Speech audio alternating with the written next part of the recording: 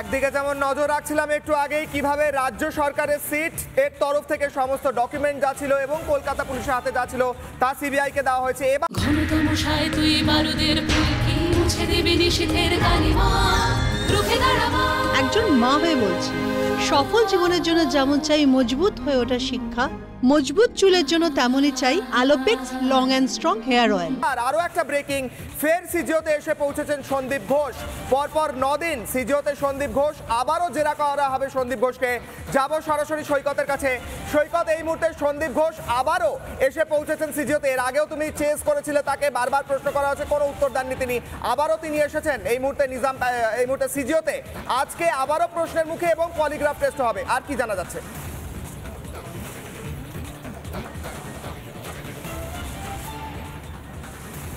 বিগত প্রায় 3 ঘন্টা হতে চলল সন্দীপ ঘোষ সিজিও কমপ্লেক্সে এসেছেন। সকাল প্রায় 9:30 নাগাদ সন্দীপ ঘোষ আজকের নবম দিনের তদন্ত ফেস করার জন্য সন্দীপ ঘোষ সিজিও কমপ্লেক্সে আসেন।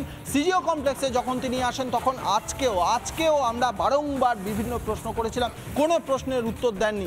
এই উত্তর না দেওয়াটাই কিন্তু সিবিআইকে পলিগ্রাফ টেস্টের দিকে এগিয়ে নিয়ে গিয়েছে এমনটা জানা যাচ্ছে। তার কারণ বিভিন্ন জায়গায়, অর্থাৎ মূল যে জায়গা, এই সন্দীপ ঘোষ যখন প্রিন্সিপাল ছিলেন, বা বলা ভালো যখন অভয়া খুন ধর্ষণ যে দিন তিনি প্রথম জানতে পেরেছিলেন, এই সন্দীপ ঘোষ যখন জানতে পেরেছিলেন তার থেকে অনেকটা পরে, তার থেকে প্রায় 2 ঘন্টা পরে তিনি টালা থানায় জানিয়েছিলেন। কেন জানিয়েছিলেন, তৎক্ষণাৎ কেন জানালেন না? এই ধরনের বিভিন্ন প্রশ্নের ক্ষেত্রে কিন্তু এখনো পর্যন্ত মিসিং লিঙ্ক রয়েছে।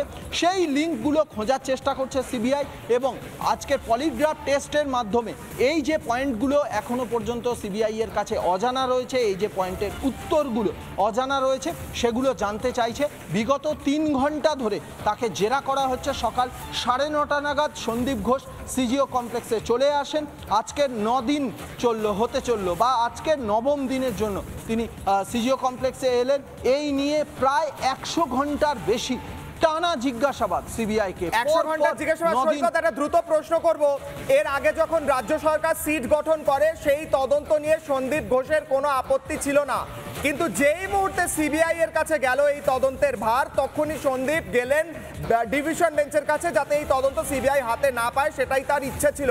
এর থেকে কোথাও স্পষ্ট হয় না কি সৈকত যে কোথাও সিবিআই তদন্তে আপত্তি রয়েছে সন্দীপের? এবং তুমি বলছো বিগত 3 ঘন্টা ধরে প্রশ্নোত্তর চলছে, তো এটাও একটা অংশ নয় সেই প্রশ্নোত্তরের যে কেন আরজি করে তদন্ত যদি সিবিআই এর হাতে যায় তাহলে সন্দীপের কি সমস্যা? সৈকত,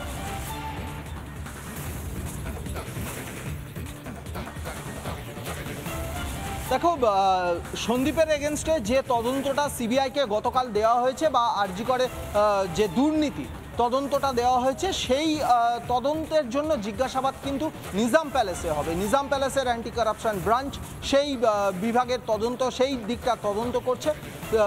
সন্দীপ ঘোষ সিজিওতে এসেছেন স্পেশাল ক্রাইম ব্রাঞ্চে। স্পেশাল ক্রাইম ব্রাঞ্চে যতদূর সম্ভব তাকে জিজ্ঞাসাবাদ করা হবে শুধুমাত্র অভয়ার খুন ধর্ষণ এই ঘটনা নিয়ে।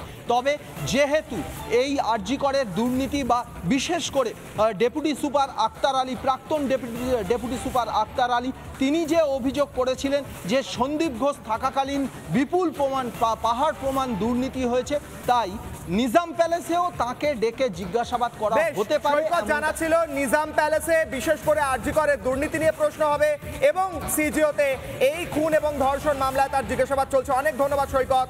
টানা চলছে সন্দীপ ঘোষের জিজ্ঞাসাবাদ, এবং আবারও আজকে সিজিওতে সন্দীপ ঘোষ।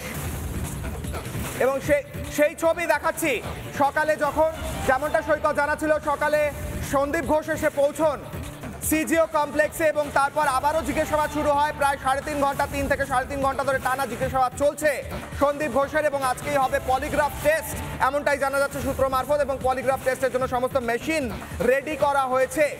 একদিকে যেমন সিজিওতে চলবে সন্দীপের প্রশ্নোত্তর, প্রশ্ন এবং তাকে জেরা, অন্যদিকে নিজাম প্যালেসেও প্রস্তুতি চলছে এ বাকি যে তদন্ত আরজি করের দুর্নীতিকাণ্ডে, সেই তদন্ত শুরু করারও প্রক্রিয়া, এবং সেই সমস্ত ডকুমেন্ট হস্তান্তর করা হয়েছে সিবিআইকে।